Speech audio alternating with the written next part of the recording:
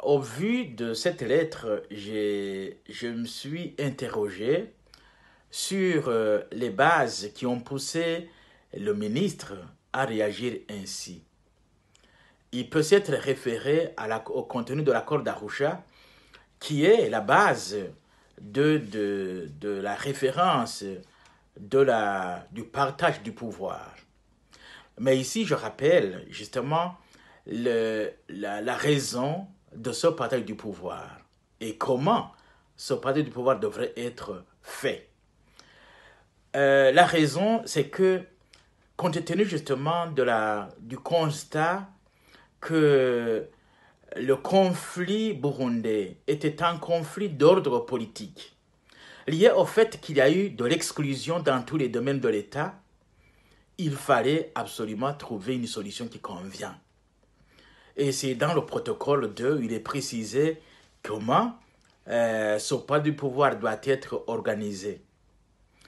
Et à ce moment-là, nous avons précisé aussi que ce sont les domaines essentiellement politiques, administratifs qui doivent être concernés par justement cet équilibre ethnique et non pas des domaines techniques. Il fallait, dès le départ, et il y a une loi qui établit justement les fonctions techniques et qui distingue les fonctions techniques des fonctions politiques. Il faut se référer à cette loi.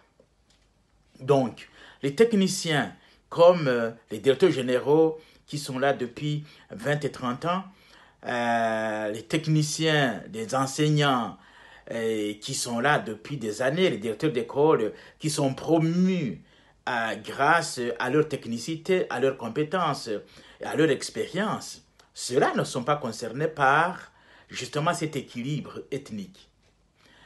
Et encore moins, justement, ces agents, ces organisations non étatiques, ils ne sont pas concernés par justement l'équilibre au sein de ces organisations. Donc, et l'autre niveau justement de constat ou de critique, c'est celui qui doit constater ces déséquilibres ou ces équilibres sur le terrain. Est-ce le ministre de l'Intérieur? Non. Il est bien précisé aussi dans les accords d'Arusha que c'est bel et bien le Sénat qui doit faire ce travail. Et le Sénat doit se rendre sur le terrain et constater dans quel domaine, et des domaines politiques administratifs, et non pas dans des domaines techniques, parce que la précision est très claire. Ils doivent, les sénateurs doivent constater qu'il y a des déséquilibres et ils doivent faire un rapport.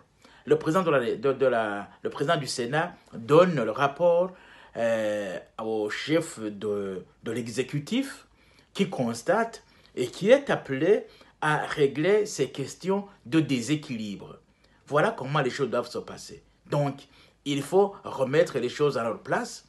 Donc, ce sont des domaines d'ordre technique et non pas d'ordre politique qui sont concernés et non pas des domaines techniques et encore moins des organisations non étatiques. L'autre élément, bien sûr, comme je l'ai déjà dit, c'est celui qui doit le faire. Ce n'est pas le ministre de l'Intérieur, c'est bel et bien le Sénat qui doit s'occuper de ce genre de problème. Voilà juste les réactions que je voudrais formuler dès la vue de cette lettre écrite par le ministre de l'Intérieur et à ses gouvernés et au niveau de la base et pour constater justement ce genre de déséquilibre.